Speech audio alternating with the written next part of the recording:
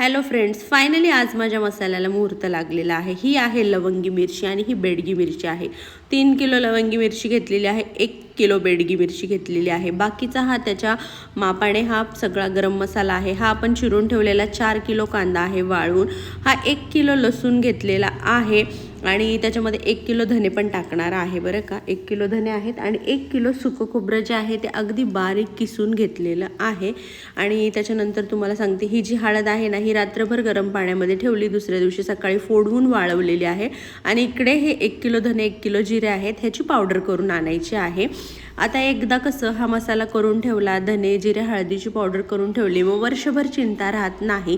मग मी बाकीचं काहीच वापरत नाही, मग बाजारचा कुठलाच मसाला वापरत नाही, ना गोडा मसाला, ना गरम मसाला, ना मिरची पावडर वगैरे काही नाही।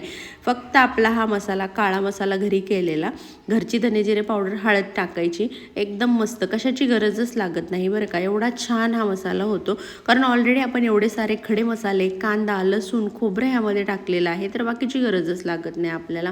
तर एक एक करून छान बघा, असे हे सगळे जे गरम मसाले आहेत ते परतून घेतलेले आहेत, अगदी थोडं थोडं तेल टाकून परतलेले आहेत। आणि त्याच्यानंतर काय केलेलं आहे तुम्हाला सांगते, लसूण सुद्धा मी सगळा जो आहे ना तो सुद्धा तेलात परतून घेतलेला आहे।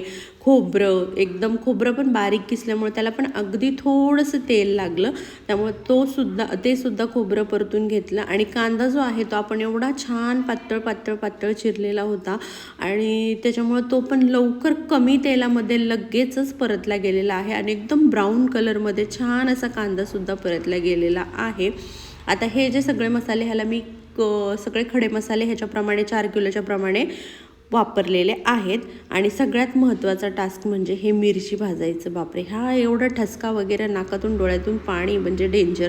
चला, आता मसाले तर भाजून झालेले आहेत, सगळे मिरच्या भाजून झालेल्या आहेत, खोबरं वेगळं ठेवलं आहे, लसूण वेगळा ठेवला आहे, कांदा वेगळा, बाकीचे खडे मसाले एकत्र केलेत। मिरची एका डब्यात, एका पिशवीत भरणार आहे, खडे मसाले एका आणि बाकी सगळं।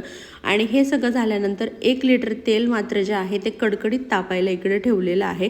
मसाले भाजल्याच हे तेल तापलं कडकडीत, त्यानंतर गार करून ठेवलं। ते कशासाठी, तर आता तुम्हाला सांगते।